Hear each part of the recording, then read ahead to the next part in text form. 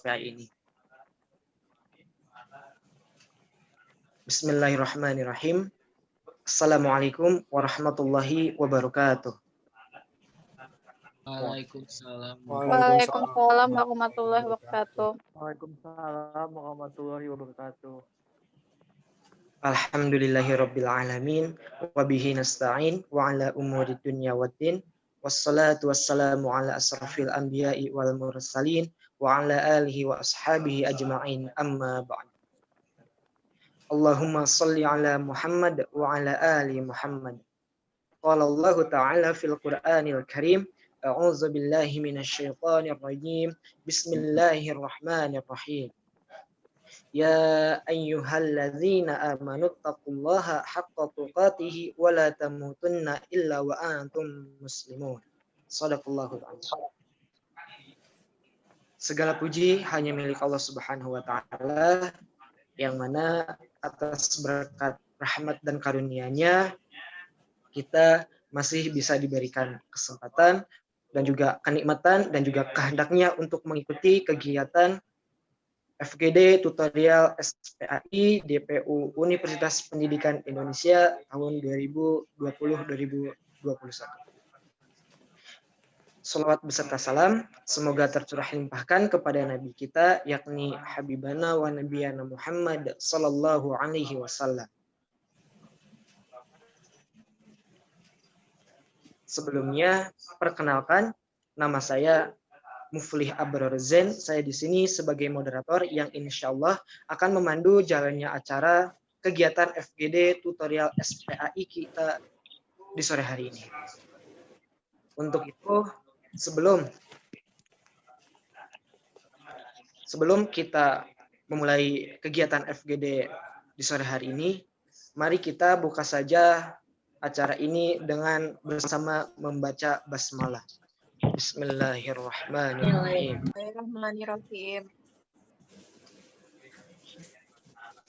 Nah, pada kegiatan FGD tutorial di sore hari ini,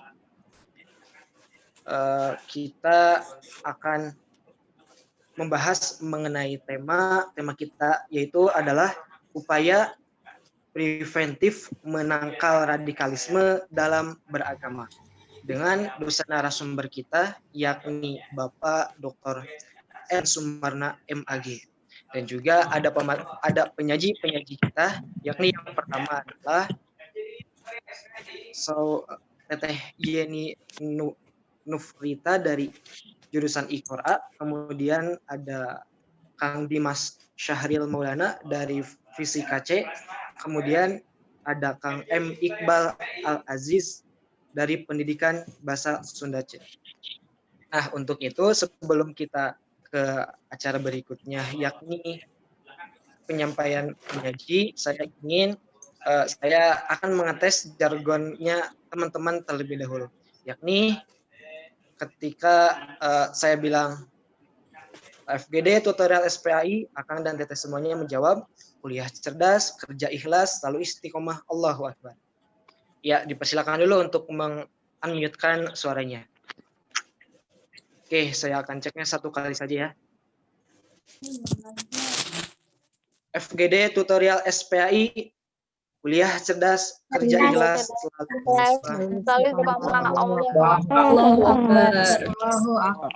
Allahu Akbar. Masya Allah. Terima kasih, sungguh sangat semangat sekali Akang Teteh semuanya dalam mengikuti kegiatan hari ini. Dan juga perlu saya sampaikan juga bahwa kegiatan FGD kita di sore hari ini adalah kegiatan FGD yang terakhir dari awal, kemudian kita ini adalah yang terakhir Akang Teteh semuanya mengikuti FGD atau kegiatan tutorial SPAI ini. Jadi diharapkan kepada Akang Teteh semuanya untuk menyimak dengan seksama apa yang disampaikan oleh penyaji dan juga dosen narasumber kita nanti. Nah, untuk itu mari kita ke rangkaian acara berikutnya, yakni penyampaian dari penyaji. Yang pertama itu adalah dari Teh Yeni Nufrita dari jurusan IQRA. Saya persilahkan untuk menyampaikan penyajiannya. Terima kasih kepada moderator. Sebelumnya itu suara saya terdengar dengan jelas? Terdengar Terdengar. jelas. Terima kasih. Oke, di sini perkenalkan saya, nama saya Nino Frita, saya di Kora. Di sini saya ingin memaparkan hasil dari presentasi saya, yaitu upaya mencegah menolak adanya radikalisme dalam beragama. Di sini ada surat Asy-Syura ayat 13 yang artinya, Dia Allah telah mensyaratkan kepadamu agama yang telah diwasiatkan kepada Nuh, dan apa yang telah kami wahyukan kepadamu Muhammad, dan apa yang telah kami wasiatkan kepada Nabi Ibrahim, Musa, dan Isa, yaitu tegakkanlah agama, keimanan, dan ketakwaan, dan janganlah kamu berpecah belah di dalamnya. Nah, di sini ada strategi dalam upaya pencegahan radikalisme. Sebelumnya itu saya ingin mengulas kembali apa sih maksud radikalisme ini. Radikalisme adalah fanatisme atau pemutlakan terhadap suatu keyakinan dan sikap tidak mau kompromi dalam mempertahankan keyakinan atau melawan keyakinan pihak lain. Radikalisme ini dapat muncul dalam bentuk kekerasan fisik, ideologi pemikiran, kampanye yang masif, demonstrasi yang anarkis, dan keinginan yang ingin mengubah mainstream dapat digolongkan sebagai sikap radikal. Terus bahayanya apa sih ketika kita mengabaikan sikap radikalisme ini?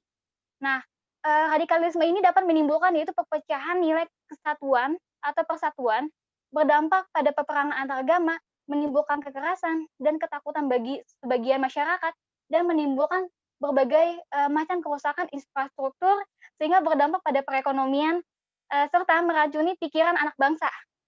Sehingga merusak pikiran anak bangsa itu menghilangnya gitu, mengurangnya rasa semangat patriotisme dan nasionalisme.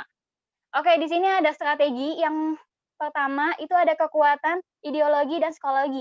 Apa sih yang dimaksud dari kekuatan ideologi dan psikologi ini? Maksudnya adalah perlunya kita menanam kembali dasar nilai Pancasila pada kehidupan berbangsa dan bernegara. Karena itu merupakan tanggung jawab kita semua serta kewajiban kita bersama. Kehidupan bangsa Indonesia tidak bisa dilepas dari nilai-nilai. Yang pertama nilai keagamaan, yang kedua nilai kemanusiaan, yang ketiga nilai persatuan, yang keempat nilai kemusyawaratan, dan yang kelima nilai keadilan. Terhadap nilai Pancasila seharusnya kita dapat hayati, pahami, dan amal dalam kehidupan sehari-hari. Ya. Lanjutkan. Tidak hanya baik, Bapak. Tidak hanya untuk diri kita sendiri, tetapi ini juga termasuk untuk terwujudnya lingkungan yang tertib, aman dan nyaman dan tentram gitu. Lalu yang kedua ini yang saya ambil adalah kekuatan politik. Maksudnya apa sih gitu? Nah, ini perlunya adanya kebijakan-kebijakan politik yang harus dibuat atau akan dibuat oleh pemerintah. Harusnya pemerintah ini mempertimbangkan dari segi aspek tindakan radikal dalam lingkungan masyarakat sosial gitu. Pemerintah harus bisa menghadirkan kebijakan-kebijakan yang tegas agar dapat membentuk tatanan kehidupan yang anti radikalisme. Keberadaan kebijakan tersebut kita semua dapat mewujudkan tujuan nasional dalam menjaga ketertiban umum. Pemerintah ini maksud ini bukan pemerintah pusat aja, tapi pemerintah bisa pemerintah daerah atau pemerintah yang memiliki jabatan khusus dan memiliki kekuasaan khususnya gitu. Terus yang ketiga adalah kekuatan sosial dan budaya. Nah, ini maksudnya apa sih? Maksudnya adalah perlunya kita untuk memiliki nilai-nilai kearifan lokal.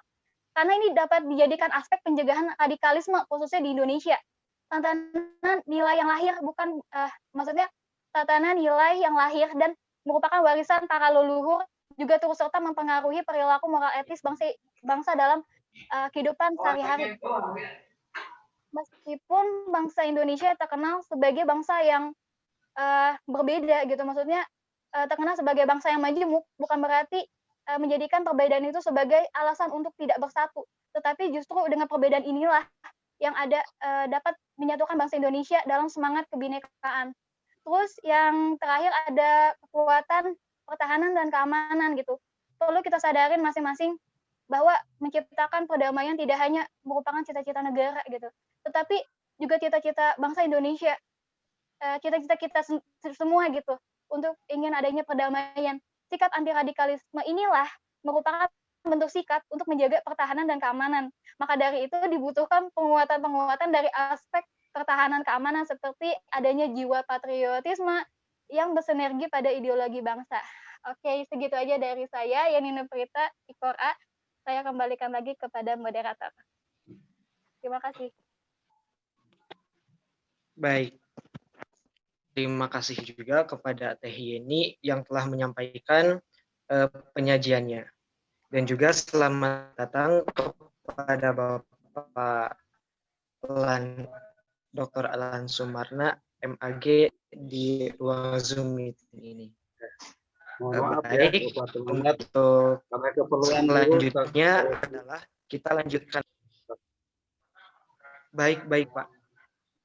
Tidak apa-apa, Pak. Lanjutkan. Siap, Pak. Nah, oke. Kita lanjutkan kepada penyajian yang kedua, yakni penyajian berikutnya, yakni yang kedua, yaitu dari Kang Dimas Syahril Maulana dari jurusan Fisika C. Kepada Kang Dimas, saya persilahkan untuk menyampaikan penyajiannya. Cek apakah suara saya jelas? Baik, jelas. Baik, bismillahirrahmanirrahim. Terima kasih kepada Kang Moderator. Pada penutupan seminar PAI kali ini, temanya itu tentang radikal. Jadi sebelum kita berpisah, kita diberi bekal dulu tentang masalah radikal. Ini sebetulnya isyarat bagi kita semuanya tentang tantangan-tantangan dalam hidup kita. Walaupun sebenarnya tantangan dalam hidup kita bukan cuma radikal, ada komunis, marxisme, ada Syiah, ada kemudian Qadariyah dan kelompok pemikiran kelas lainnya, bahkan ada tentang bahaya saat ini tentang LGBT. Saya punya rekan bisnis di salah satu perusahaan di Bandung ini, usianya kurang lebih 40 tahun. Waktu kami meeting, ngobrol, salah satu yang dia bagikan itu tentang informasi tentang LGBT. Karena dulu waktu ketika kuliah, beliau mengambil penelitian skripsi tentang membahas LGBT. Dan salah satu kota yang menjadi penelitiannya itu di Bandung. Jadi kota Bandung, bagaimana kondisi tentang LGBT-nya bagaimana. Dan beliau ketika hasil penelitian itu, beliau sangat kaget sekali karena ternyata di Bandung ini menjadi salah satu pusat LGBT. Beliau memberikan informasi kepada saya, Kang Dimas hati-hati di daerah ini. Bahkan beliau menyebutkan sebuah nama restoran yang restoran itu dijadikan sebagai tempat ngumpulnya para LGBT. Tapi tentunya tema hari ini bukan tentang LGBT ya. Ini hanya semacam pengingat bahwa ada banyak tantangan dalam hidup kita yang harus kita kenali, karena jangan sampai itu kita menimpa diri kita dan keturunan kita. Tema yang diberikan panitia yaitu tentang upaya preventif menangkal radikalisme dalam beragama. Tapi kok saya malas bahas sejarah. Teman-teman bisa lihat saya membahas dua khalifah besar dalam Islam, yaitu Khalifah Ali bin Abi Thalib dan Khalifah Umar bin Abdul Aziz. Kenapa kok saya malas bahas sejarah, bukannya bahas upaya gitu? Pemikiran pertama karena saya pikir berbicara tentang upaya itu berbicara tentang panduan hidup masyarakat, harus disampaikan secara utuh, secara menyeluruh, dan nanti mungkin akan disampaikan oleh narasumber kita yang tentunya sudah sangat ahli dalam bidang agama. Tapi saya hanya ingin menunjukkan dalam bidang sejarah. Kenapa? Karena saya dari fisika, salah satu aplikasi dari fisika itu melihat pola dari sesuatu yang tadinya tidak berpola. Pola kehidupan kita ini hanya sekumpulan pola, dan bagaimana kita memahaminya, yaitu kita melihat dari sejarah. Ini juga pernah ditanyakan kepada Imam Ahmad bin Hambal. Imam Ahmad itu ketika menghadapi zaman fitnah, konflik internal muslimin, beliau sangat banyak sekali menukil dari Ali bin Abi Thalib. Tapi kemudian ada yang berkata, "Aksarta an Ali, Anda ini kok banyak sekali menukil dari Ali?" Imam Ahmad menjawab, "Saya harus menukil dari siapa lagi untuk sebuah konsep terbaik dalam menangani kelompok radikal." Kalau teman-teman belajar secara, karena di sini saya tidak secara detail ya, kalau teman-teman belajar, teman-teman akan mendapatkan sebuah poin berharga bagaimana zaman terbaik mengatasi kelompok radikal.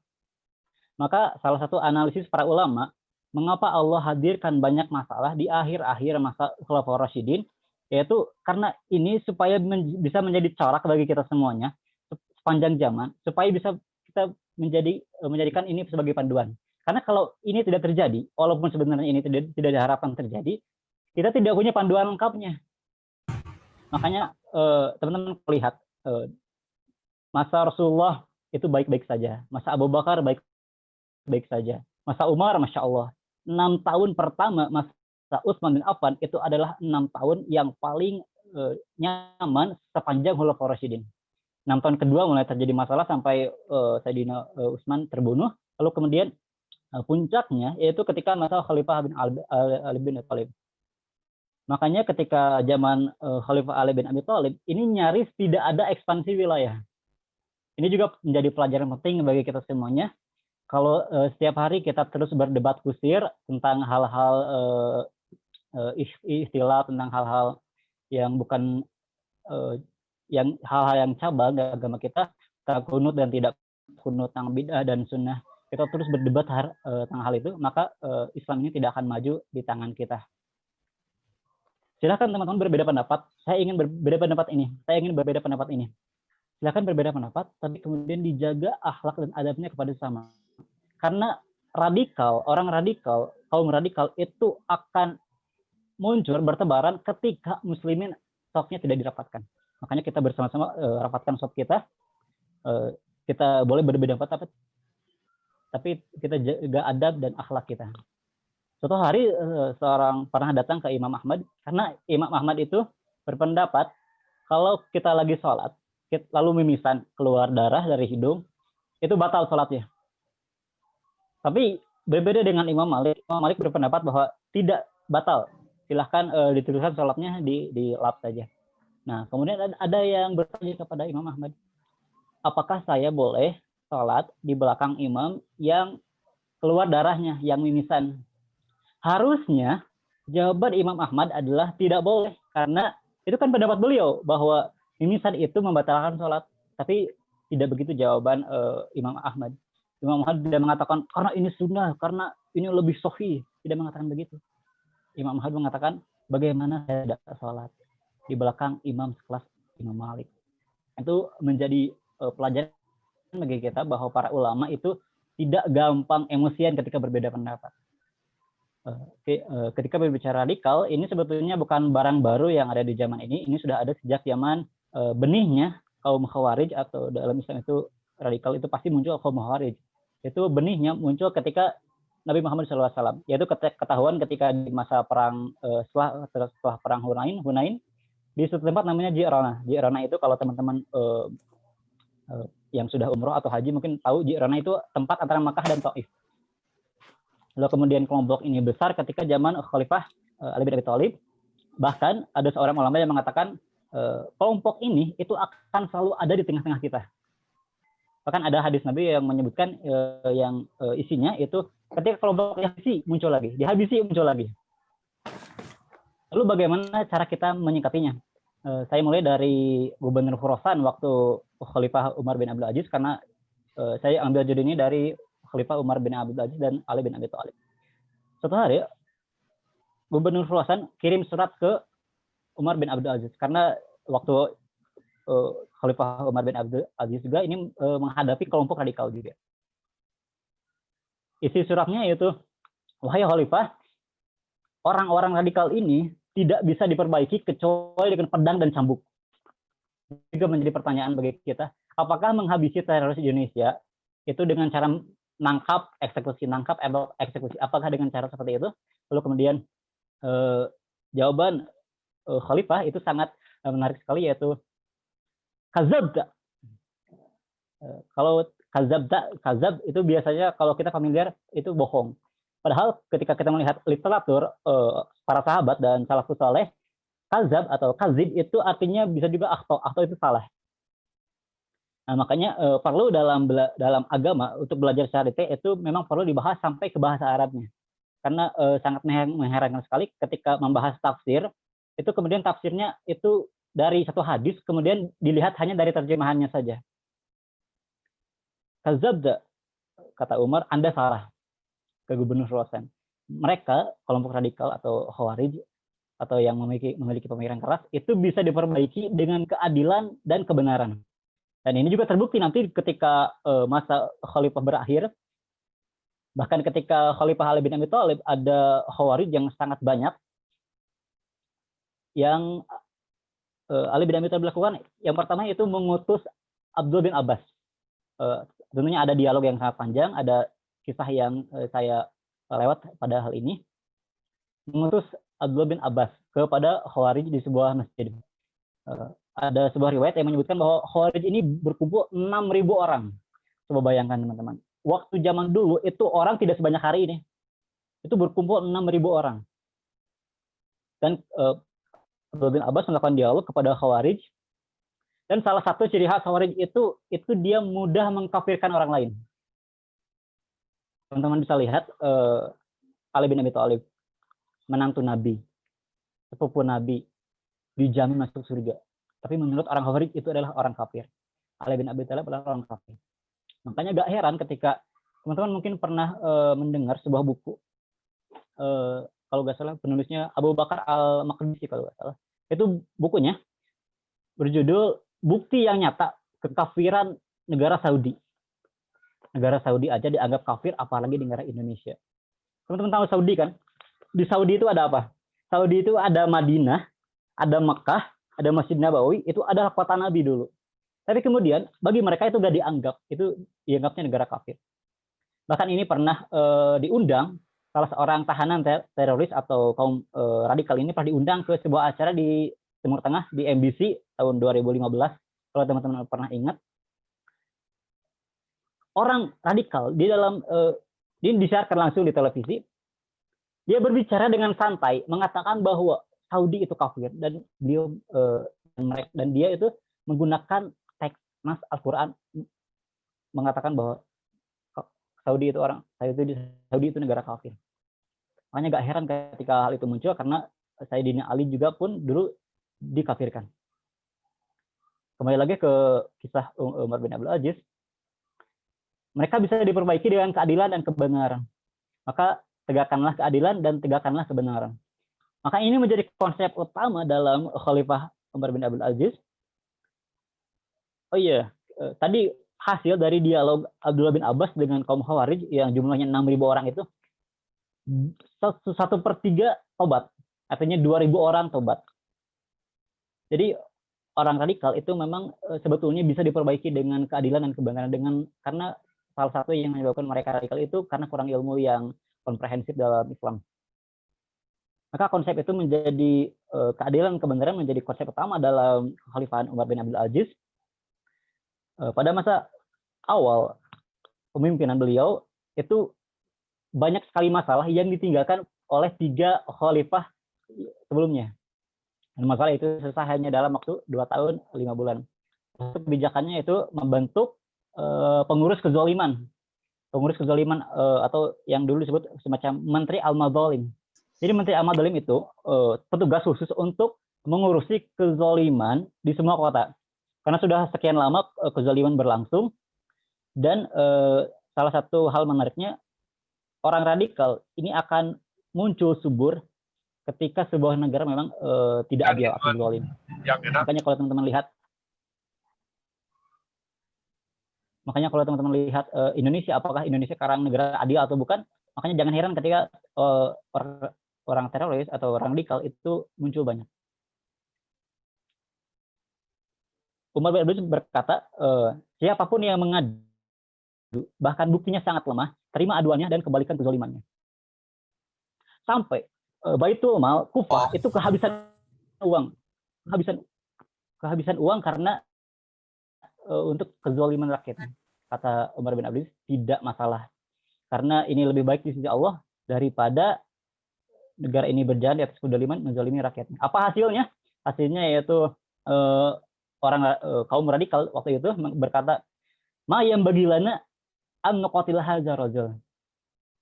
Jadi orang radikal waktu itu dia tidak memerangi negara. Poinnya adalah ketika sebuah negara adil, maka itu tidak ada tempat bagi kaum radikal. Gimana? Ya. waktunya.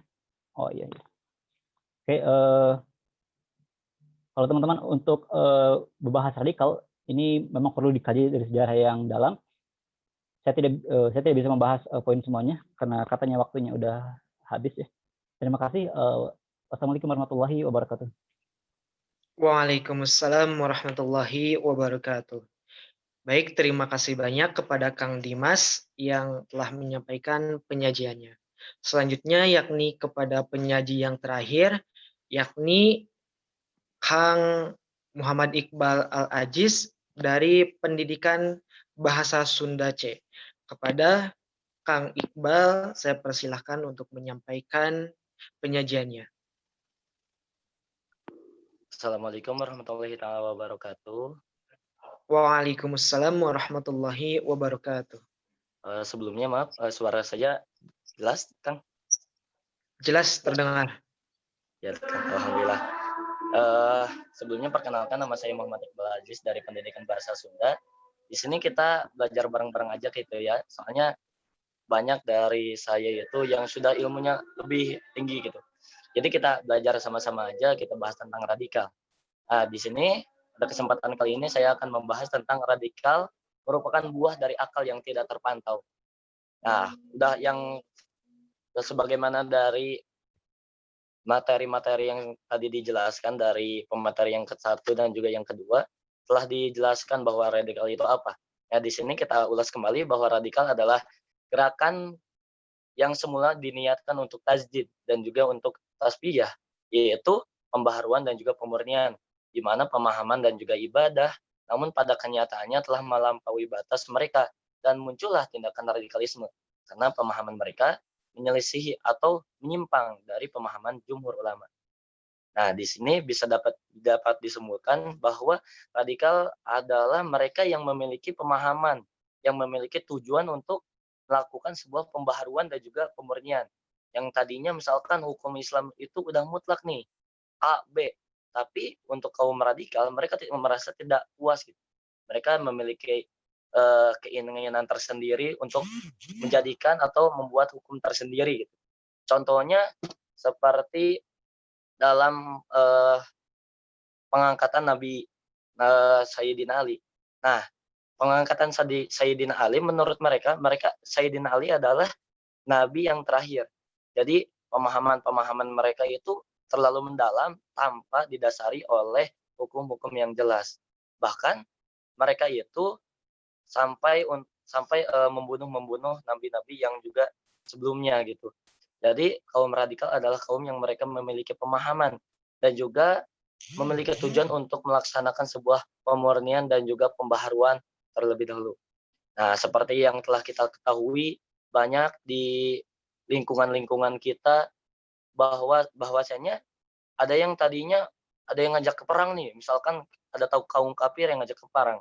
Nah, mereka itu langsung ngajak perang aja gitu. Atau juga ada satu riwayat yang menyebutkan bahwa kalau misalkan ada di antara kalian atau teman-teman kalian atau sahabat kalian atau keluarga kalian yang meninggalkan sholat, itu darahnya halal untuk diminum. Nah, untuk kaum radikal ini, mereka menelannya itu dengan mentah-mentah. Menelannya itu dengan mentah-mentah maksudnya, oh berarti mungkin emang boleh gitu. Kita membunuh teman, membunuh orang Islam yang meninggalkan sholat. Jadi mereka itu memiliki pemikiran bahwa Al-Quran adalah landasan yang bisa diambil maknanya secara harfiah.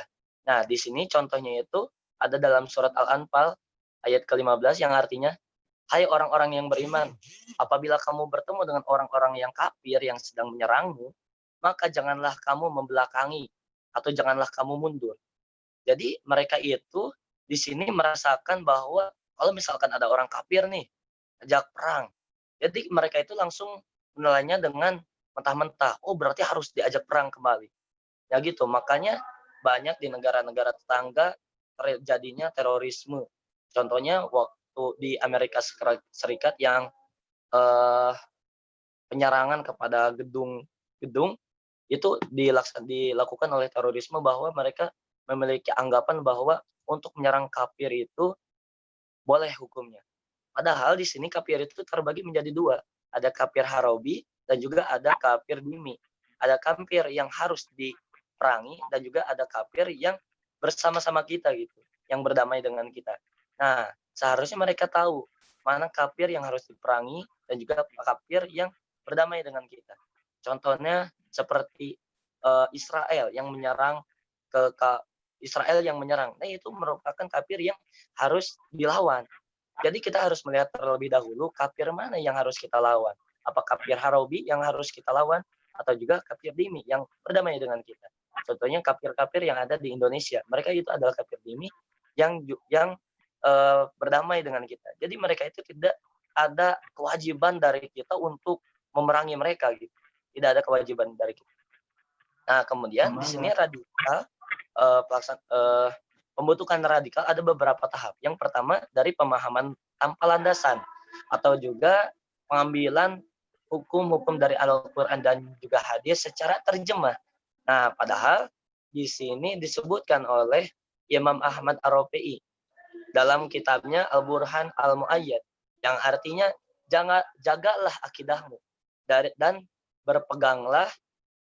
jagalah akidahmu dari berpegang dengan zahir ayat dan juga hadis mutasyabihat. Karena hal itu sangat pangkal kekufurannya. Jadi walaupun kita memiliki acuan yang besar kepada Al-Quran dan juga hadis, kita tidak bisa menerimanya dengan mentah-mentah. Ada juga kan dijelaskan dengan jumhur ulama, dengan qiyas, dengan ijma. Kita harus mengolahnya terlebih dahulu. Contohnya seperti kita kalau misalkan mau membuat makalah ya, kita kan melihat referensinya itu dari mana nih. Kan kita itu harus olah terlebih dahulu. Apa sih maksudnya dari ayat ini? Jadi gak bisa diambil mentah-mentah. Contohnya misalkan dari surat At-Taubah yang artinya apabila sudah habis bulan-bulan haram itu, maka bunuhlah orang-orang yang musyrikin. Di mana saja kamu menjumpai mereka dan tangkaplah mereka, kepunglah mereka. Dan inilah tempatnya pengintaian. Jadi di dalam surat At-Taubah menyebutkan bahwa harus membunuh orang-orang kafir gitu. Padahal di sini tidak bisa diambil secara harfiah, secara arti, gak bisa. Tapi harus kita olah terlebih dahulu. Menurut para ulama itu maksud dari ayat ini gimana? Makanya ada kitab yang menyebutkan bahwa ada tafsir Jalalain, tafsir Sawi yang menjelaskan tentang arti-arti dari Al-Quran. Jadi kita tidak bisa mengambil hukum secara harfiah dari Al-Quran secara langsung. Nah, kemudian ada yang kedua dari yang tadinya landasan tanpa landasan dan juga pemahaman Al-Quran secara harfiah, kemudian meningkat ke selanjutnya kepada kaum golu atau kaum yang tindakan keluar dari batas. Jadi yang tadinya dibatasi, contohnya kita dengan kafir itu harus berdamai, tapi mereka itu keluar dari batasnya, mereka memerangi. Padahal kafir yang ada di Indonesia tidak wajib untuk diperangi. Kemudian setelah mereka menjadi kaum dari gulu, mereka menjadi kaum khawarij. Sebagaimana tadi telah disebutkan oleh Kang Dimas. Kaum khawarij adalah kaum-kaum yang menyimpang, kaum-kaum yang keluar dari ajaran Islam secara mutlak. Jadi mereka itu memiliki niat untuk melaksanakan pembaharuan. Jadi hukum Islam yang tadinya udah mutlak A, B, C. Mereka memiliki pandangan, oh mungkin hukum Islam ini bisa diperbaharui, bisa dikembangkan kembali, bisa dirubah. Padahal hukum dari Al-Quran dan juga hadis tidak bisa dirubah. Kemudian setelahnya mereka menjadi radikalisme. Nah, di sini bagaimana kita untuk mencegah dan juga bisa terjauh dari kaum radikalisme. Banyak sekali orang-orang yang menyebutkan untuk terhindar dari kaum radikalisme. Nah, di sini saya menyimpulkan dengan 4 tahap. Dengan sebagaimana telah diketahui oleh kita semua dari sifat Rasulullah. Nah, di sini ada 4 sikap. Yang pertama itu adalah amanah. Nah, maksudnya amanah di sini, dalam hukum Islam, apabila kita mendengar hukum Islam itu, misalkan sholat itu harus pakai kunut. Sholat itu boleh tidak memakai kunut. Nah, ini tidak harus tidak harus untuk dicekcokan gitu. Maksud dalam bahasa Sunda, tidak harus untuk dipermasalahkan. Kita sholat subuh mau pakai kunut atau tidak itu terserah mereka. Yang penting kita memiliki dalilnya masing-masing. Nah, kemudian yang kedua kita harus sidik. kita harus benar dalam menyampaikan agama, dalam menyampaikan nilai-nilai agama, dalam menyampaikan hukum-hukum agama, kita harus benar. Jangan sampai pemahaman yang sudah mutlaka dirubah oleh. Kemudian yang ketiga harus patonah. Dalam kita mendengar materi atau mendengar hukum-hukum agama dari pemateri-pemateri yang lainnya, kita harus pintar untuk memilih materi apa yang harus kita tangkap dan juga materi apa yang harus kita pikirkan kembali. Kemudian yang terakhir adalah tablik, untuk menyampaikan kembali hukum yang telah kita terima, kita sampaikan kembali kepada teman-teman kita, kepada saudara kita, untuk menyampaikan dan juga melaksanakan amal ma'ruf nahi munkar. Mungkin cukup sekian dari saya, kurang lebihnya mohon dimaafkan. Wabillahi taufiq wal hidayah. Wassalamualaikum warahmatullahi wabarakatuh. Waalaikumsalam warahmatullahi wabarakatuh. Alhamdulillah, terima kasih banyak kepada Kang Iqbal yang telah menyampaikan penyajiannya. Nah, sesi penyajian telah selesai, kita ke acara berikutnya, yakni sesi diskusi. Nah, dipersilakan kepada Akang Teteh semuanya yang ingin menyampaikan pertanyaannya atau ingin berdiskusi mengenai tema kita di sore hari ini, yakni upaya preventif menangkal radikalisme dalam beragama yang telah disampaikan oleh beberapa penyaji kita. Yang pertama itu ada yang chat dari Teh Prima Fisika. Bismillah, izin bertanya, dengan maraknya radikalisme pada zaman ini tidak menutup kemungkinan membuat orang-orang awam takut dalam belajar ilmu syar'i. Bagaimana caranya agar bisa menuntut ilmu syar'i tanpa rasa takut atau pemahaman yang menyimpang, termasuk dalam memilih guru? Jazakumullah khairan. Nah, jadi pertanyaannya itu dari Teh Prima itu adalah bagaimana caranya agar bisa menuntut ilmu syar'i tanpa rasa takut akan pemahaman yang menyimpang. Baik, mungkin kami akan tampung pertanyaannya terlebih dahulu ya dari saudara Prima ini. Kemudian selanjutnya dipersilahkan kepada Akang Teteh yang ingin menyampaikan pertanyaannya secara dipersilakan untuk on mic saja ya, yakni dengan menyampaikan dengan mengucapkan salam terlebih dahulu, kemudian memperkenalkan diri dan juga NIM serta jurusannya. Maka dipersilahkan kepada Akang Teteh yang ingin bertanya.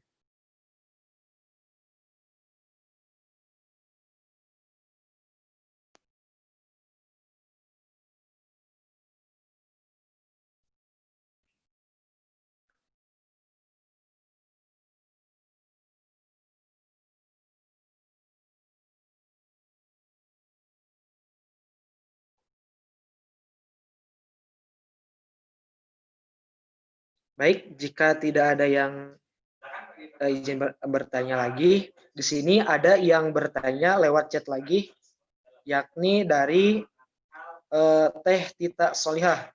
Pertanyaannya, Teh Tita Solihah ini dari jurusan Pendidikan Bahasa Arab. Assalamualaikum, waalaikumsalam, bismillah.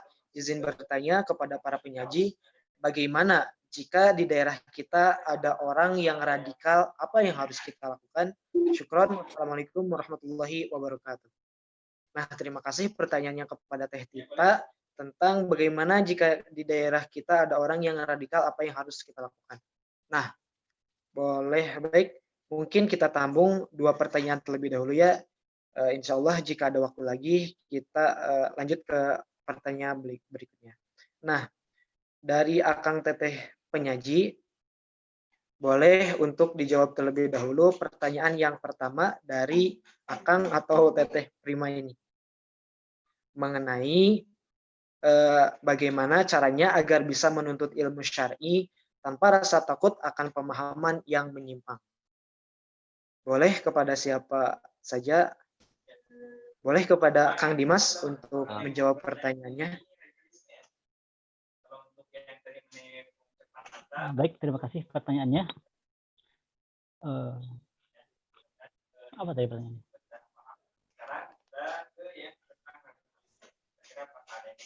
Bagaimana agar bisa menuntut ilmu syar'i tanpa rasa takut? Oke. Dulu beberapa tahun dulu ini suara saya jelas, Pak? Jelas, Kang. Jelas. Suara saya jelas? Oke. Oke. Bagaimana belajar ilmu syar'i tanpa rasa takut? Dan bagaimana cara memilih guru gitu ya?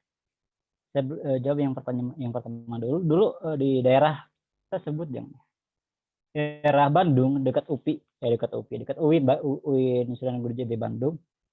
Itu sempat ada pengajian biasa, kajian kayak gitu, ceramah. Lalu kemudian beberapa lama itu ditangkap. Dan ada beberapa mahasiswa yang ditangkap karena ikut kajian itu. Karena dianggap mempunyai jaringan. Ternyata diketahui bahwa itu adalah kajiannya orang-orang radikal. Nah, bagaimana agar terhindar, agar belajar ilmu syar'i dari tanpa takut? Yang pertama tentunya belajar ilmu syar'i ini memang harus berurutan.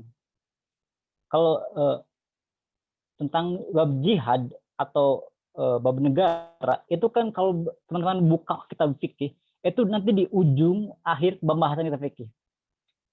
Misalnya fikih yang umum itu dimulai dari bab toharoh. Toharoh, wudhu, tayamum, mandi besar, kemudian sholat, ibadah, segala macam dibahas. Lalu kemudian jihad itu di terakhir. Kalau teman-teman lihat dalam sejarahnya, 13 tahun di Mekah Rasulullah bersama para sahabat, itu isinya itu hanya tentang panduan hidup, tanpa banyak ada ayat yang tentang jihad, tentang negara, tentang hal-hal besar kayak gitu. Nah, makanya ini juga menjadi panduan bagi kita. Kita yang pertama belajarnya harus berurut. Kita ikuti urutan fikih para ulama, yaitu dari awal sampai akhir. Yang kedua, hati-hati dengan buku. Kalau teman-teman pernah dengar bukunya dari Imam Samudra. Imam Samudra itu pernah dieksekusi mati, seperti tembak di Indonesia.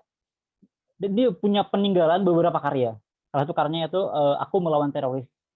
Judulnya Aku Melawan Teroris, tapi isinya itu adalah brainwash, bagaimana kita menjadi teroris. Bahkan dalam bukunya itu isinya, saya juga pernah punya ya, saya pernah baca. Isinya itu bagaimana ternyata bom bunuh diri atau teroris itu didukung oleh ayat Quran. Dan beliau menyampaikan ayat Quran, hadis-hadis sahih semuanya. Bukan cuma jadi radikal ketika kita baca buku itu, bahkan kalau teman-teman misalnya dituduh teroris, dan di rumah teman-teman ada buku itu bisa dijadikan barang bukti kalau teman-teman itu adalah jaringan teroris. Karena kalau teman-teman lihat, orang-orang teroris itu pasti di rumahnya ada buku-buku tentang teroris, tentang jihad kayak gitu. Yang pertama tentunya pilih informasi, yang terutama buku, situs internet, YouTube segala macam harap diperhatikan. Oh iya, kalau teman-teman tahu dulu ada Ali Imron itu dulu ikut kasusnya bom Bali dan dipenjara seumur hidup sampai sekarang. Pernah diwawancara oleh TV nasional. Dan beliau mengatakan bahwa saya kalau ngobrol dengan orang awam itu hanya cukup 2 jam dia bisa jadi radikal. Jadi memang brainwash atau mencuci otak itu bukan hipnotis tidur, itu cetek 5 menit saya ajarin pasti bisa. Tapi ada namanya awakening hypnosis dalam hipnoterapi, itu ada namanya awakening hypnosis. Awakening hypnosis itu bagaimana kita menghipnotis orang dalam keadaan dia sadar. Dan ini yang menjadi keahlian atau kemampuan orang-orang rekrutmen. Ali Imron, Imam Samudra, atau bahkan pasti teman-teman tahu Nurdin Antop. Nurdin Antop itu dulu pernah ada video di YouTube. Ngobrol dengan orang awam 5 menit, kemudian orang yang diajak ngobrol itu kemudian takbir Allahu Akbar, siap berjihad, siap mau bunuh diri. Makanya kita tentunya dari awal kita harus belajar berurutan. kemudian harap hati-hati dengan informasi, buku, internet, segala macam. Dalam memilih guru, tentunya ini bisa dilihat bagaimana atau misalnya track record gurunya itu sendiri. Tentunya kita nggak memilih asal guru, yang pertama itu jangan memilih guru yang dulu tidak dikenal.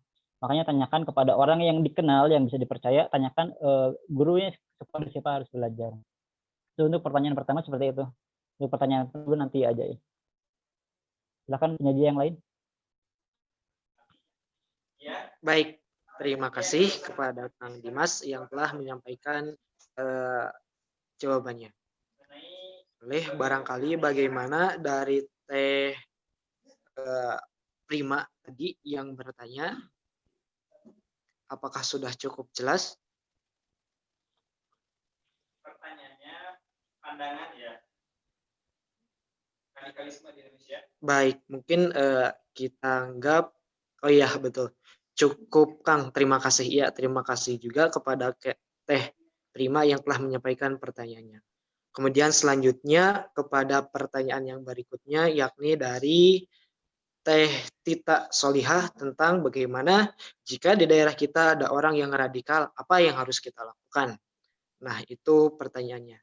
Dipersilahkan kepada penyaji-penyaji kita untuk menjawab pertanyaan dari Teh Tita yang telah disampaikan tadi. Baik, boleh siapa saja untuk menjawab pertanyaannya. Izin menjawab, Kang? Ya, baik, boleh Kang Iqbal. Ya, boleh Kang. Dipersilakan. Nah, di sini jujur ya, di kampung saya juga pernah ada satu kasus bagaimana di mana ada satu kelompok radikal yang mendatangi bahkan satu kecamatan. Nah, kalau misalkan studi kasusnya itu di kampung saya itu waktu pertama itu kita mengumpulkan para ulama yang ada di kecamatan tersebut, kemudian dimusyawarahkan apa yang harus kita lakukan untuk menghadapi orang radikal tersebut. Agar apa? Agar apa yang dia sampaikan tidak terlalu meluas kepada masyarakat yang ada di sana, umumnya untuk masyarakat yang di mana saja gitu. Yang pertama itu kita musyawarahkan terlebih dahulu kepada semua para ulama yang ada di kecamatan tersebut. Waktu di kampung saya sesudahnya berkumpulnya para ulama, mereka sepakat bahwa untuk mendatangi orang radikal tersebut. Nah, kita mendatanginya, kemudian menanyakan apa hukum-hukum yang telah dia ketahui.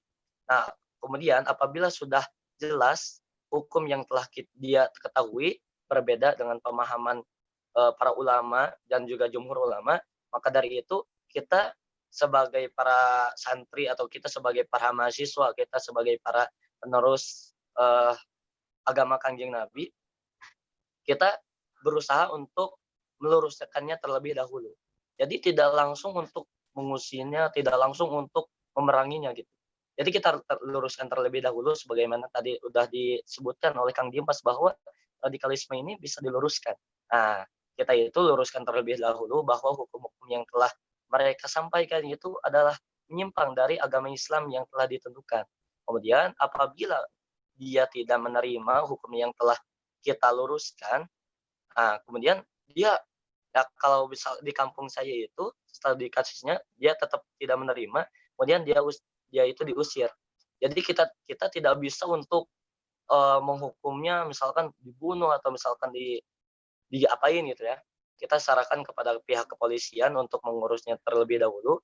Kemudian ternyata oleh pihak kepolisian tidak dimasukkan ke dalam penjara tapi diusir dari kampung tersebut. Jadi yang pertama itu dimusyawarahkan oleh para alim ulama yang mengetahui nilai-nilai agama, kemudian diluruskan, kemudian yang ketiga dikembalikan oleh pihak berwajib seperti kepolisian dan juga ketatanegaraan. Apakah itu Pak? Iya, bagaimana kepada Boleh menambahkan, Kang? Oh iya, boleh, dipersilahkan. Tapi sebelumnya ini penyaji yang pertama tadi ada tambahan nggak?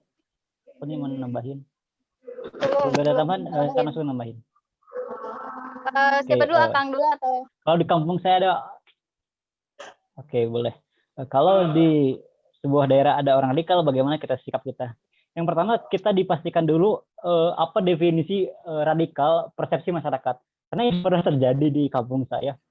Itu suami istri, istrinya pakai cadar tertutup, bajunya hitam-hitam. Suaminya jidatnya hitam, pakai celana cingkrang. Itu disangka teroris di kampung saya. Ini kejadian asli.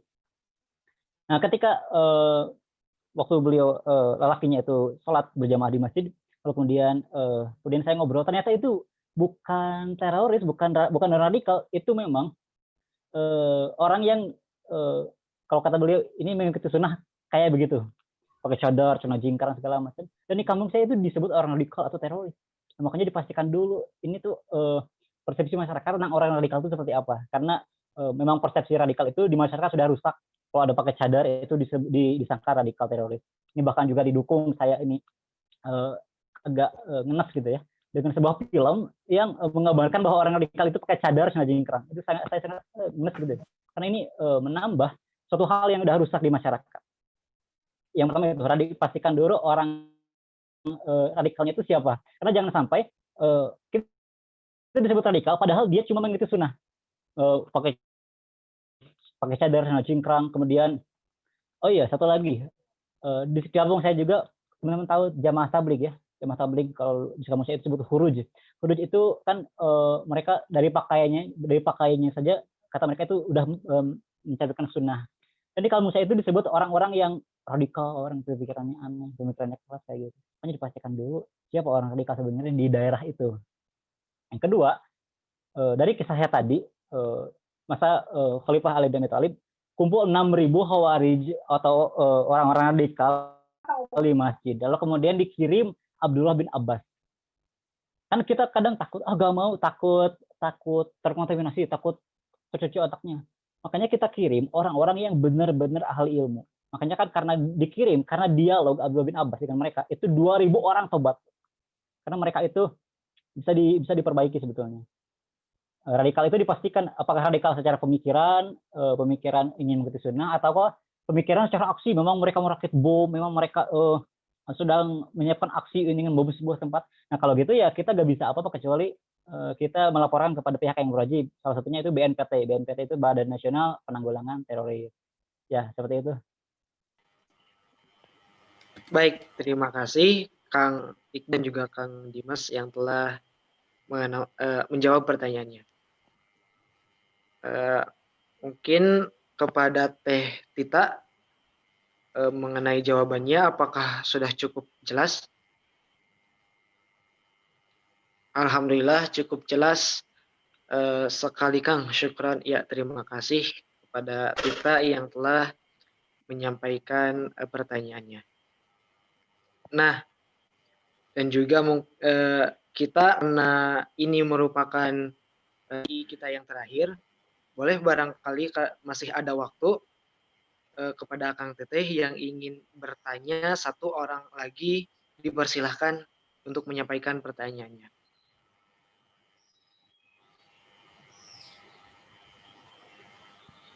Baik, terima kasih. Ini dari chat juga. Izin bertanya, nama saya Ikhlasul Amal dari Pendidikan Bahasa Arab. Pertanyaan saya adalah bagaimana tanggapan teman-teman penyaji mengenai statement Menag tentang anak yang good looking membawa radikalisme. Terima kasih. Jadi pertanyaannya tadi adalah bagaimana tanggapan kepada teman-teman penyaji bahwa statement dari Menag bahwa anak yang good looking itu membawa radikalisme. Ya, anak yang good looking itu membawa radikalisme. Nah, boleh ini pertanyaan terakhir dipersilahkan kepada Akang Teteh Penyaji untuk menjawab pertanyaan dari Kang Ikhlasul ini.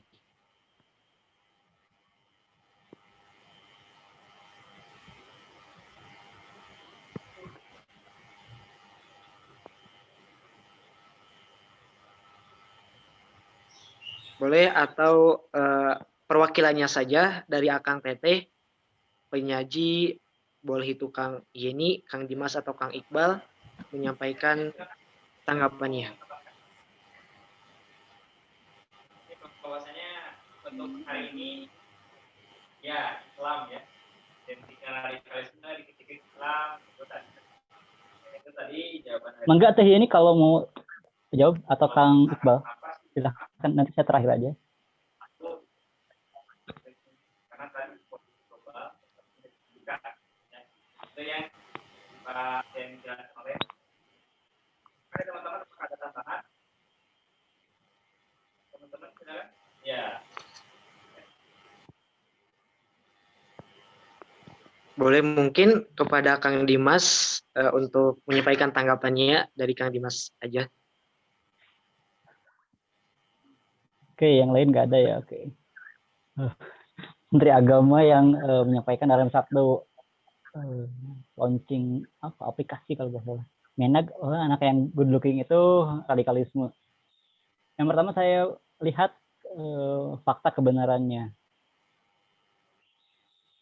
Memang orang yang radikal, bahkan orang yang kaum Khawarij itu, mereka itu bahkan orang Khawarij itu mereka sangat ahli ibadah. Kalau teman-teman lihat dalam sejarahnya,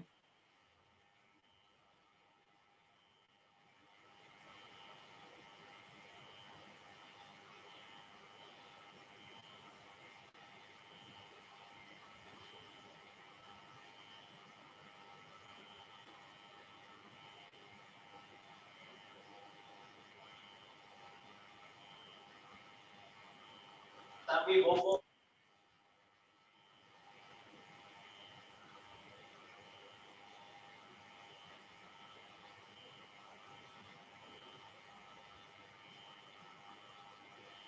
Boleh kepada Kang Dimas, suaranya itu putus-putus ya, tidak terdengar. Halo Kang Dimas? gimana?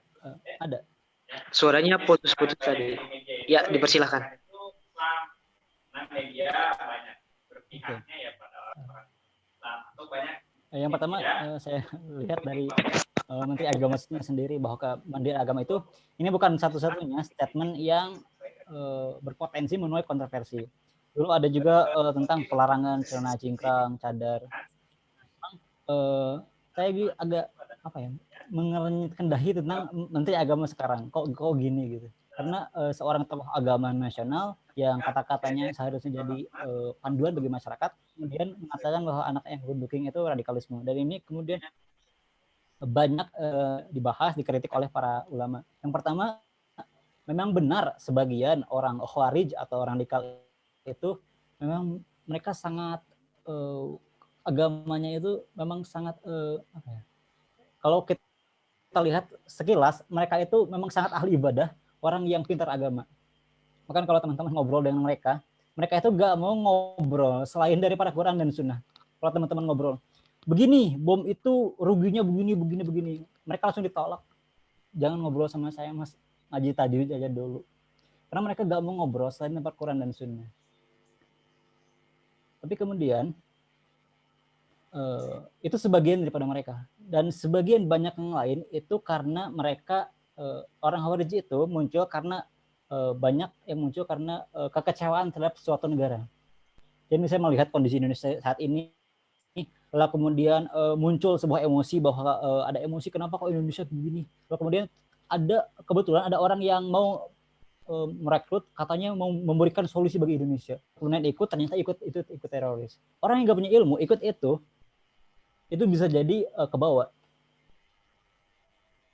Nah, yang dari kalimat ini apa kerugiannya? Kerugiannya itu bakal dicurigai orang-orang yang pintar agama, orang yang pandai bahasa Arab, orang yang hafiz Quran, itu nanti akan dicurigai teroris. Ini kerugiannya dari kalimat ini.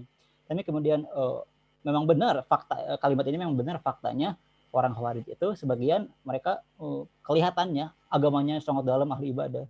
Tapi kemudian kerugiannya dari kalimat ini yaitu bakal dicurigai dan ini menimbulkan keresahan di masyarakat. Ketika sedikit-sedikit melihat orang yang hafal Quran yang dicurigai teroris, dicurigai radikal. Nah, seperti itu tanggapannya. Baik, baik. Mungkin karena waktu juga ya, saya rasa tanggapan dari Kang Dimas ini mengenai pertanyaan dari Kang Ikhlasul sudah cukup jelas sekali ya. Nah, oke, terima kasih kepada Kang Ikhlasul yang telah menyampaikan pertanyaannya dan juga kepada penyaji-penyaji yang telah menyampaikan penyajiannya serta menjawab pertanyaannya.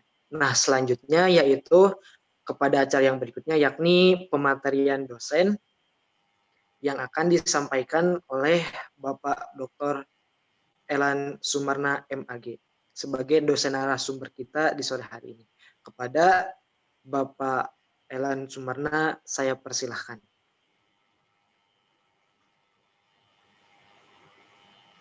Ya, baik. Bismillahirrahmanirrahim. Assalamualaikum warahmatullahi wabarakatuh. Waalaikumsalam warahmatullahi wabarakatuh. Ya, alhamdulillah adik-adik yang Bapak banggakan, alhamdulillah ya. Bapak dengar nih, subhanallah ya, betapa diskusi kita ini hidup sekali ya.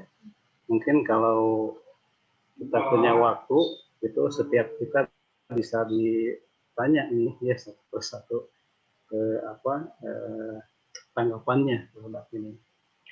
Baik, Bapak menambahkan dari hasil perbincangan tadi ya, itu yang pertama pertanyaannya tadi Bapak lupa tuh, mana tadi saya di chatnya Mukri apa Mukri tuh pertanyaannya apa yang pertama tuh? Baik Pak, pertanyaan yang pertama itu adalah dari Teh Prima. Pertanyaannya, dengan maraknya radikalisme pada zaman ini tidak menutup kemungkinan membuat orang-orang awam takut dalam belajar ilmu syar'i. Bagaimana caranya agar bisa menuntut ilmu syar'i tanpa rasa takut akan pemahaman yang menyimpang, termasuk dalam memilih guru, Pak? Oh iya. Titik tekannya pada masalah memilih guru ya. Iya. Ya, Pak. Memang persoalannya terjadinya miskomunikasi dalam memahami agama itu Bapak malah sementara mengartikan radikalisme itu dengan miskomunikasi gitu ya. Bapak sekali lagi memahami radikalisme itu dengan miskomunikasi begitu dalam memahami agama gitu. Nah, jadi adik-adik sekalian, dalam memilih guru betul itu persoalan yang paling urgen. Jadi seyogianya setiap kita yang belajar agama ini adalah hal yang pertama dilakukan adalah dengan memilih guru. Nah, gitu ya. Seperti yang sering Bapak sampaikan di kajian-kajian gitu ya. Bapak mengundang adik-adik semua di kajian kita nih, kajian hadis setiap Kamis sore. Ya, setiap Kamis sore kajian hadis tentang masih bicara tentang Kitabul Ilmi. Yang seperti itu ya terbahas-bahas juga ya, seperti itu gitu. Nah, jadi dalam memilih guru itu secara umum kita harus memperhatikan bagaimana guru kita itu lurusnya akidahnya. Itu yang pertama. Kedua, ilmunya maksudnya lurusnya akidahnya, kemudian akhlaknya bagus tidak, begitu ya. Kemudian ibadahnya benar tidak. Nah, begitu. Nah, jadi itulah sebaiknya kita dalam memilih guru itu harus diperhatikan apakah dia akidahnya lurus, apakah dia itu ibadahnya juga benar, apakah dia itu akhlaknya mulia, begitu. Jadi yang ya, secara umum begitu. Nah, secara prakteknya di lapangan, tentu saja bagi kita yang pemula, maka seyogianya memilih guru itu atau kita berguru itu kepada banyak guru, jangan kepada satu guru. Pada praktiknya di lapangan gitu ya. Kita yang pemula itu adalah harus belajar itu kepada banyak guru, begitu. Supaya apa? Supaya kita bisa membanding-bandingkan antara pendapat A dengan pendapat B, pendapat C dan selanjutnya, begitu. Sehingga dari hasil perbandingan itulah kita bisa memahami duduk masalahnya. Nah, begitu ya. Nah, itu lain halnya dengan kita yang sudah memiliki dasar-dasar ilmu agama yang cukup, maka boleh jadi kita berguru itu untuk sementara ya kepada satu guru, kemudian kepada guru berikutnya, dan kepada guru berikutnya. Tapi bagi kita yang pemula memang harus disejajarkan, guru A, B, C, D itu disejajarkan, kemudian kita banding-bandingkan mereka gitu. Nah, itu yang pertama, adik-adik ya dalam memilih guru seperti itu ya. Yang kedua, Kang Mukli apa tuh? Oh, di daerah Yang kita ada yang radikal ya. Ya, seperti itu ya. Iya Pak. Di daerah kita ada yang radikal, bagaimana? Ya, seperti yang Bapak dengar tadi dari siapa itu ya. Nah, lupa terus ya nama-namanya itu ya. Ya jangan langsung karena dilihat dari sisi penampilannya ya. Penampilannya yang tadi celana cingkrang, bercadar. Tiba-tiba orang langsung, oh itu radikal. Enggak juga. Ya kita harus teliti, butuh penelitian, butuh tabayun istilahnya. Jangan sampai salah melekatkan hukum, gitu ya. Nah, orang biasa-biasa mau dianggap radikal, begitu ya. Nah, jadi seperti tadi harus ditabayuni dulu persoalannya bagaimana, ya, begitu ya. Ya, karena mereka yang bercelana cingkrang, mereka yang bercadar itu juga kan tidak dari satu madhab pemikiran, ya. Nah, ada madhab pemikiran A yang sebenarnya itu hanya mengkaji pada sisi akhlak saja belajarnya, begitu ya. Madhab pemikiran B itu mungkin yang boleh dikatakan radikal, tapi ada juga, nah begitu. Jadi banyak beragam dasar pemikirannya dengan pakaian seperti itu teh. Makanya harus ditabayun dulu. Ya. Nah, kalau kemudian katakanlah benar ya tetangga kita itu setelah ditabayun itu radikal seperti itu. Nah, paling kita mengajak baik-baik ya, didatangi oleh pengurus ya, diminta baik-baik bagaimana persoalannya agar kemudian dimusyawarahkan agar kemudian kita selamat, dia pun juga selamat, begitu ya. Kita selamat, dia pun selamat. Jadi mengambil win-win solution gitu ya. Kalau memang betul dia itu radikal dalam topik tadi gitu ya. Nah, jadi diminta dimusyawarahkan supaya semua kita ini selamat gitu ya. Nah, itu jadi jangan langsung dilaporkan ya. Jangan dilaporkan. Ya selesai kalau dilaporkan ya. Jadi karena radikal dalam pengertian agama kan beda dengan radikal dalam pengertian misal perampok, kan perampok juga radikal juga itu ya, perampok itu radikal, kemudian yang lainnya juga radikal, ya, gitu. Hanya karena persoalan kepentingan politik, kemudian tiba-tiba kata radikal itu disudutkan pada pelaksanaan agama yang dengan pelaksanaan agama itu teman-teman kita yang dalam tanda petik radikal itu kemudian senantiasa mengusik kepentingan mereka, kan begitu ya. Karena arti radikal itu kan sesungguhnya bagus. Ada sekalian, radikal itu kan bagus ya.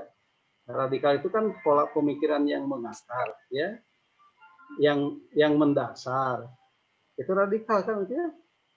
Dan setiap kita kan diminta untuk itu. Coba kalau kita nyusun skripsi, kan harus radikal. Harus mengakar kepada teori, mengakar kepada rujukan, kan? Iya. Kan begitu kalau kita nyusun teori, nyusun skripsi, ya, itu harus radikal. Kan begitu. Nah, jadi arti radikal itu bagus sebenarnya. Menjadi tidak bagus karena sudut tinjau penguasa. Begitu. Nah, tidak bagus karena sudut tinjau penguasa yang terusik kepentingannya, gitu. Misal, dan kalimat radikal itu kenapa selalu disematkan pada kaum muslimin, adik-adik? Karena hanya kaum muslimin lah yang memiliki pandangan tentang yang memiliki cita-cita sosial yang indah di depan hari. Begitu. Sehingga karena kaum muslimin itu memiliki cita-cita sosial yang indah di depan hari, sehingga kaum muslimin memiliki konsep, memiliki visi dan misi tentang kehidupan berbangsa dan bernegara ini. Nah, begitu. Nah, sementara yang lain kan seksi konsumen saja, ya umumnya ya. Coba perhatikan, yang lain mah no problem, mau begitu dan begini, ya, mau disahkan undang-undang ini, undang-undang itu, apalagi kalau kalau itu memberikan dampak positif kepada dirinya saja, ya, wah semakin tidak peduli. Nah, justru dengan radikalnya kaum muslimin inilah tegaknya NKRI ini, gitu ya. Tanpa ulama yang radikal kepada keislamannya tidak ada NKRI ini, begitu. Ya, karena Islam inilah yang disebut dengan Islam rahmatan lil alamin itu. Dengan Islam ini tegaklah NKRI, begitu. Coba adik-adik lihat sejarah, ya, gitu, ya. Nah, oleh karena itu radikalisme itu sebenarnya positif. Menjadi negatif kalau kemudian ada sudut tinjau lain yang terusik kepentingannya oleh ajaran Islam, begitu. Nah, itu adik-adik ya. Jadi, nah kalau memang kalau radikalnya tidak dari kalangan kaum muslimin kan itu tidak disebut radikal, ya. Nah, gitu kan. Banyak ya yang seperti itu, ya. Tetapi karena tumbuhnya tidak dari kaum muslimin, ya akhirnya tidak dikatakan radikal, ya. Nah, kemudian yang ketiga ada sekalian mengenai pernyataan Menteri tentang grouping tadi, ya. Ya, itu kan ya alhamdulillah kan sudah oleh DPR kita sudah di Pak Menterinya sendiri kan tunduk kan. Pak Menterinya sendiri kan tunduk, ya. Ketika DPR kita ini, Bapak-bapak di DPR ini kemudian mengkritisi habis Pak Menteri terkait dengan masalah ini, gitu ya. Memang masa orang-orang yang tahfidz Quran, ya, masa orang-orang yang mulia akhlaknya itu dikatakan radikal. Betul, memang seperti yang disampaikan tadi, sebagiannya ada yang miskomunikasi dengan ajaran Islam itu sendiri. Ketika mereka itu akidahnya benar, ya, ketika mereka itu hafid, begitu ya. Oleh karena itu ada sekalian, persoalan radikalisme ini atau Bapak mengartikannya miskomunikasi terhadap pemahaman agama ini itu disebabkan oleh faktor internal dan faktor eksternal, begitu. Faktor internal itu apa? Faktor internal kaum muslimin, ya tadi karena persoalan pemahaman kepada agamanya terbatas, bukan mendalam. Bapak sampaikannya terbatas pemahamannya, Bapak. Jadi dari siapa? Dari Bapak lupa, ya. Bukan mendalam, sebab orang yang mendalam pemahaman kepada agamanya itu tidak melihat orang lain, tidak mudah mengkafirkan, tidak mudah membid'ahkan, tidak mudah menyalahkan orang. Justru yang mudah menyalahkan orang, yang mudah membid'ahkan, yang mudah menyalahkan itu adalah mereka yang pemahaman agamanya terbatas, gitu. Memang kaum Khawarij itu adalah kelompok daripada komunitas yang pemahaman keagamannya terbatas, begitu, ya. Jadi ciri orang Khawarij itu mudah tersentuh emosinya. Kalau ibadah itu mudah mencucurkan air mata, ya, kehusuannya tinggi. Tetapi itu tadi pola pikirnya terbatas. Nah, karena pola pikirnya terbatas itulah dia hanya memahami Islam itu pada satu jalur, gitu. Memahami Islam itu pada satu jalur, akibatnya ya tadi tidak bisa memberikan solusi atas persoalan keumatan tadi. Dia hanya bisa menyalahkan itu, menyalahkan ini, mengkafirkan itu, mengkafirkan ini. Karena pada sejarahnya kan yang sudah Khawarij itu adalah mereka yang apa itu teh yang apa para Arab Badui gitu ya, para Arab pegunungan, orang-orang Arab pegunungan itu kemudian yang pendidikannya terbatas, kemudian tiba-tiba menetapkan fatwa, menetapkan apa ya seperti tadi, begitu ya. Jadi, nah oleh karena itu ada sekalian hal yang harus kita lakukan supaya tidak terjadi miskomunikasi dalam memahami agama itu, pertama faktor internal, bahwa kita ini harus belajar agama. Itu yang sering Bapak sampaikan di mana-mana, bahwa belajar agama itu adalah fardu ain. Begitu, bukan fardu kifayah. Nah, karena masuknya surga kita itu adalah karena pahamnya kita kepada agama, dan masuk nerakanya kita itu karena kita ini tidak memahami agama, begitu ya. Nah jadi fardu ain. Nah karena sifatnya fardu ain, maka kurikulum atau apapun selalu mempertimbangkan agama sebagai bagian yang lebih tinggi dipelajarinya. Jadi di atas 50%, begitu ya. Nah itu. Nah sekarang bagaimana? Nah, ya. Nah, belajar agama kan boleh dikata untuk sunnah saja tidak, gitu. Apalagi wajib untuk sunnah saja tidak, gitu. Nah, oleh karena itu wajar kalau kemudian terkena radikalisme dalam pengertian miskomunikasi dalam memahami agama. Gitu, jadi mudah untuk apa tadi pencucian otak, mudah karena itu tadi, ya. Mudah didoktrin sana, doktrin sini, dikarbit sana, karbit sini. Mudah karena memang itu tadi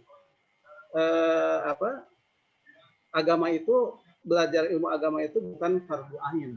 Umumnya orang memandang seperti begitu. Nah, oleh karena itu adik-adik ini ya semuanya harus membekali seperti itu, ya.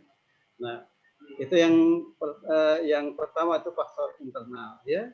Nah sekarang faktor eksternal, tadi faktor eksternal itu karena ada kepentingan lain yang dimana kaum muslimin lah yang terdepan dalam beramar ma'ruf nahi munkar, sehingga kemudian ada beberapa pihak yang terusik kepentingannya dengan amar ma'ruf nahi munkar, jadilah kemudian orang melihat kaum muslimin itu radikal, ya begitu.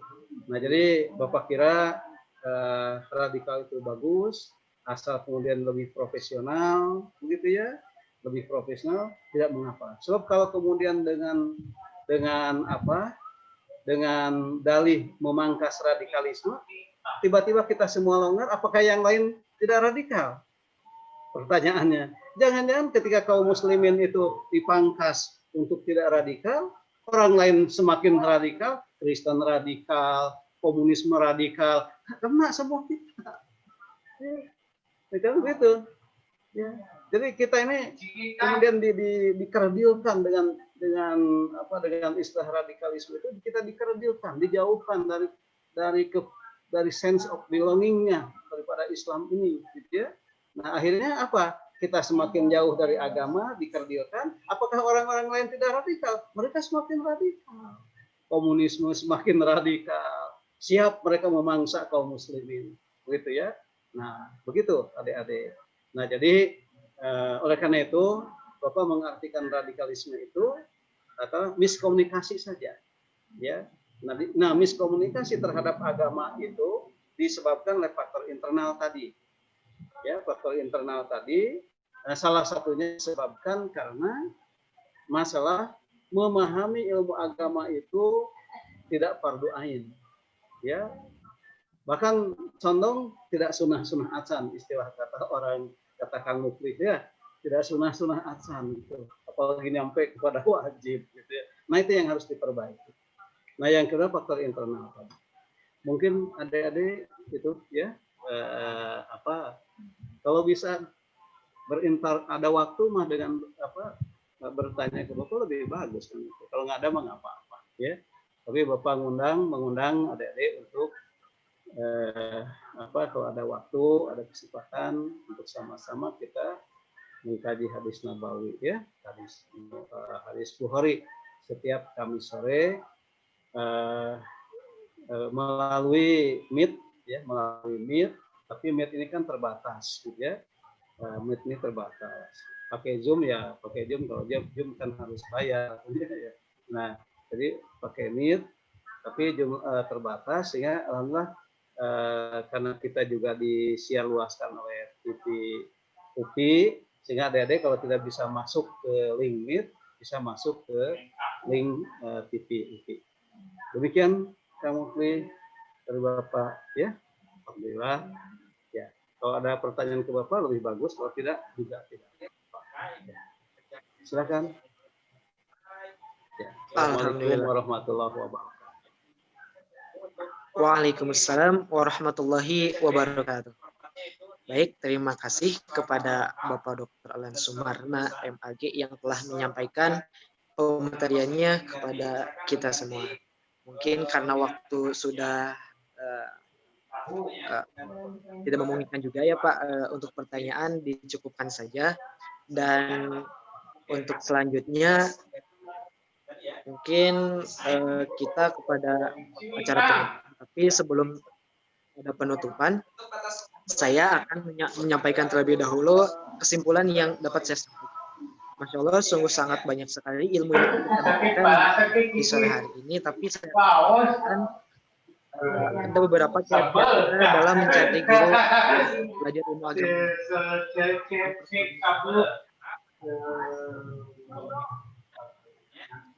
Mohon maaf, boleh di-unmute-kan terlebih dahulu, teman-teman. Untuk suaranya. Baik, terima kasih. Kang Mufli, Bapak boleh izin atau gimana? Oh, sebentar Pak. Oh ya, boleh. Silakan. Sebentar Pak, ya. Saya akan menyampaikan terlebih dahulu kesimpulan yang dapat saya sampaikan. Yang pertama itu untuk kiat-kiat mendapatkan guru untuk belajar ilmu agama yang baik. Yang pertama adalah kita harus memastikan terlebih dahulu akidahnya yang lurus, kemudian ibadahnya yang benar, kemudian selanjutnya ada akhlaknya yang mulia, dan pada praktisnya kita harus belajar dari banyak guru terlebih dahulu. Nah, itu kesimpulan yang bisa saya sampaikan.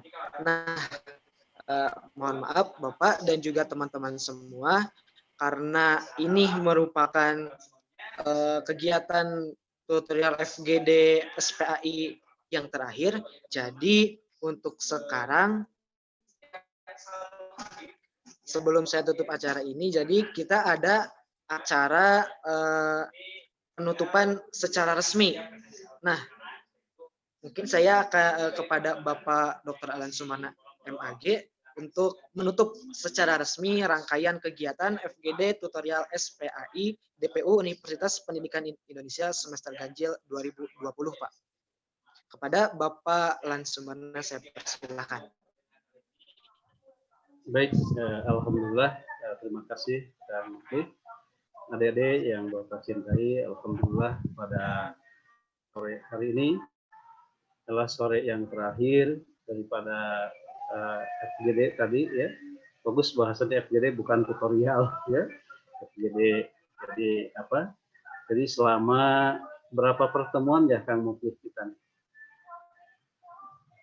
Ada berapa? Ada sekitar 10 ya, 10 pertemuan. Kita alhamdulillah sore hari ini kita sampai kepada akhir ya.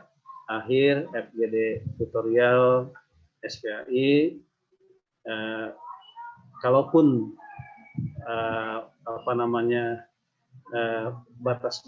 kalaupun katakanlah karena keterbatasan pandemi seperti ini, keterbatasan lain-lain dan sebagainya, mudah-mudahan batas-batas minimal dari kemanfaatan kita melakukan diskusi ilmiah ini adalah terinspirasi, gitu ya. Kita terinspirasi untuk bisa belajar lebih jauh daripada ilmu agama. Adik-adik sekalian, tentu saja Bapak titip pesan tadi bahwa ilmu agama itu adalah fardu ain. Begitu ya, ilmu agama itu fardu ain. Artinya secara struktur adik-adik belajar PAI di kampus tercinta ini, karena kampus tercinta inilah yang mengajarkan PAI itu kalau secara kualitas ya, secara kuantitas itu kan 4 SKS, secara kualitas malah kita lebih dari 4 SKS ya.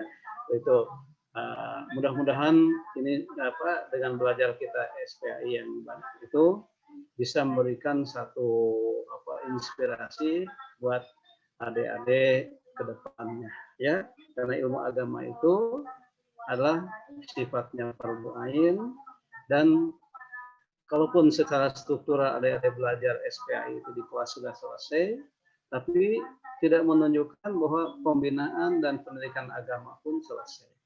Hanya mungkin ini diserahkan kepada adik-adik untuk melanjutkan belajar ilmu agama itu ke tempat lain. Hanya tadi yang Bapak titip pesankan, pertama harus banyak guru tadi ya, supaya kita bisa memilih dan memilah begitu, dan bisa membandingkan sehingga bisa mendudukan persoalan yang persoalannya pada proporsi yang sebenarnya gitu ya. Oh ternyata pendapat itu ini karena masalahnya di sini ya. Jadi jangan fanatisme kepada satu guru saja ya. Kalau kita fanatisme pada satu guru, maka guru kita ini kan bukan malaikat. Guru kita ini bukan malaikat ya. Pasti ada lemahnya ya, pasti ada lengahnya. Pas guru kita lengah, pas guru kita lemah, kemudian keluarlah aspek-aspek manusiawinya, tiba-tiba sementara kita belajar kepada dia itu fanatik begitu ya. Nah, sehingga kesalahan guru itu kemudian terwariskan kepada kita gitu. Ini yang sering terjadi di kalangan muda-mudi para aktivis kita ya, sehingga tadi warna A yang salah itu tiba-tiba terwariskan terus. Nah begitu, makanya gurunya harus banyak ya, supaya kita bisa memilih dan memilah. Nah itu jadi intinya bahwa belajar agama itu adalah sampai selama hayat kita dikandung pada. Demikian mungkin Kang Mufli ya penutup statement penutupnya ya dari Bapak, dan semoga adik-adik tetap istiqomah ya setelah selesai dari titik ini, karena sebentar lagi kan justru skripsi sidang dan selesai ya. Itu saja kata dari Bapak. Boleh Pak Semoga... untuk ditutup secara resmi dulu Pak. Oh begitu, mana ya. Nah, adik sekalian, Bapak berdoa semoga setiap kita ini diberikan kekuatan untuk mempelajari agama ya. Kalau ilmu yang fardu kifayah, maka adik-adik sudah melaluinya. Yang ilmu fardu kifayah itu ada yang di antara kita kan ada yang ngambil fisika, ada yang ngambil biologi, ada yang ngambil ekonomi, itu kan fardu kifayah. Nah, yang fardu ain ini masih teranak-tirikan pada fardu ain ya. Jadi segeralah adik-adik untuk memproporsikan ilmu agama itu pada proporsi yang sebenarnya ya, supaya tidak terjadi miskomunikasi di kalangan kita dalam memahami agama itu ya. Nah, Rabbana zalamna anfusana wa ilam taghfir lana wa tarhamna lanakunanna minal khasirin. Rabbana zidna ilman nafi'an warzuqna fahman wasi'an. Bapak tutup kegiatan FGD ini. Semoga Allah memberikan berkah dengan menjadikan setiap langkah kita dari FGD ini menjadi amal soleh kita. Buat tutup dengan ucapan alhamdulillahirobbilalamin. Subhanaka asyhadu an la ilaha illa anta astaghfiruka wa atubu ilaik. Jangan lupa kembalikan ke moderator. Assalamualaikum warahmatullahi wabarakatuh. Waalaikumsalam warahmatullahi wabarakatuh. Terima kasih kepada Bapak Lan Sumarna yang telah menyampaikan narasumbernya dan juga telah menutup kegiatan FGD tutorial SPA ini secara resmi. Dan boleh dipersilahkan kepada Bapak Lan boleh untuk bisa melanjutkan kegiatan berikutnya lagi. Nah, Ya, kemudian Bapak izin dulu ya, Pak Mukli. baik Karena Pak, sudah boleh ya, Pak. kutip lagi, mumpung tidak lupa, Bapak ingatkan lagi yang ada waktu ikuti dengan Bapak kajian hadis Bukhari tiap Kamis sore ya, di link yang dibagikan atau di TV kita. Ya, Assalamualaikum warahmatullahi wabarakatuh. Waalaikumsalam warahmatullahi wabarakatuh. Nah, baik, terima kasih kepada Akang Teteh semuanya. Selanjutnya adalah penutupan acara FGD kelima kita di sore hari ini. Nah, boleh dengan mari kita tutup saja acara kegiatan FGD di sore hari ini dengan bersama-sama membaca hamdalah. Alhamdulillahirabbil alamin. Istighfar, astagfirullah. Dan doa kafaratul majlis. Subhanakallahumma wa bihamdika asyhadu an la ilaha illa anta astaghfiruka wa atubu ilaik. Nah, alhamdulillah kegiatan di acara hari ini telah kita tutup dan juga kegiatan resmi FGD-nya telah ditutup oleh Bapak Lan tadi. Kemudian untuk selanjutnya adalah ada pengumuman yang mesti disampaikan kepada Akang Teteh semuanya berhubung ini merupakan FGD yang terakhir, jadi saya akan menyampaikan pengumuman kepada Akang Teteh semuanya. Nah, boleh kepada ya baik pengumuman akan saya bacakan atau boleh untuk pengumuman ini di screenshot oleh Akang Teteh semuanya atau saya bacakan. Nah, jenis pertama itu jenis tugas pengganti. Yang pertama membuat esai dan video. Ketentuannya esai tulis tangan di kertas folio minimal 1 halaman. Tema materi sesuai dengan webinar kosong yang ingin diganti. Video berisi tentang penjelasan esai yang sudah dibuat. Durasi video minimal 3 menit dan maksimal 5 menit. Upload di Instagram dengan tag IG tutorial. Nah, diupload ya. Kemudian foto esai dan link Instagram kirim ke CP fakultasnya masing-masing. Kemudian yang selanjutnya yang kedua itu yang tugas penggantinya membuat buletin dakwah. Ketentuannya yaitu yang pertama minimal itu 250 kata, boleh sertakan gambar. Kemudian desain sekreatif mungkin. Selanjutnya tema materi sesuai dengan webinar kosong yang ingin diganti. Selanjutnya hasil buletin di-share ke story atau feeds dan minimal ke 5 grup sosial media seperti Line, WA, Telegram. Kemudian lalu screenshot hasil dan share-nya.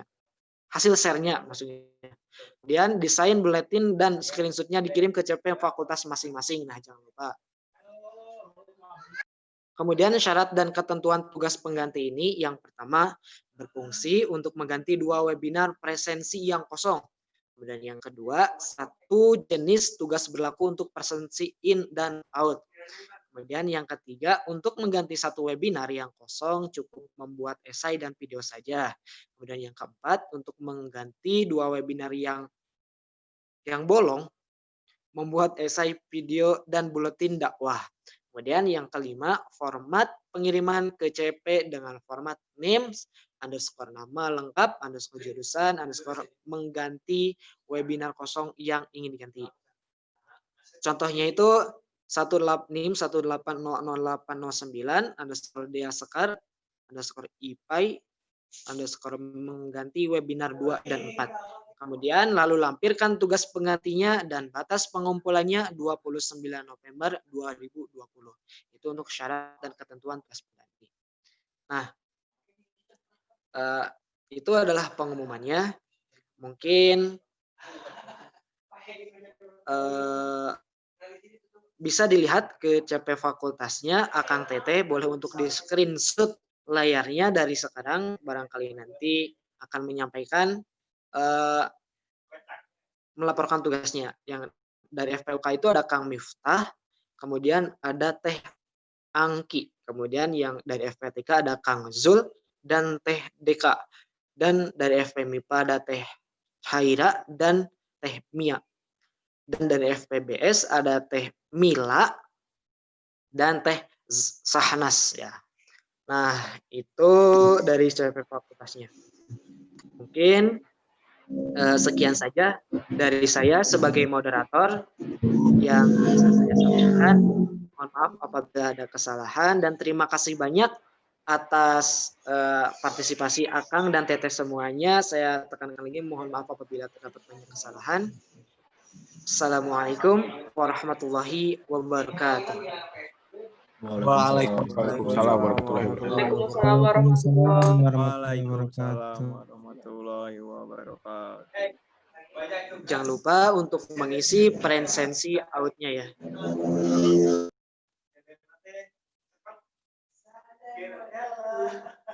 Boleh Akang Teteh yang telah mengisi presensi out untuk live dari Zoom meeting kita di sore hari. Mangga Akang Teteh.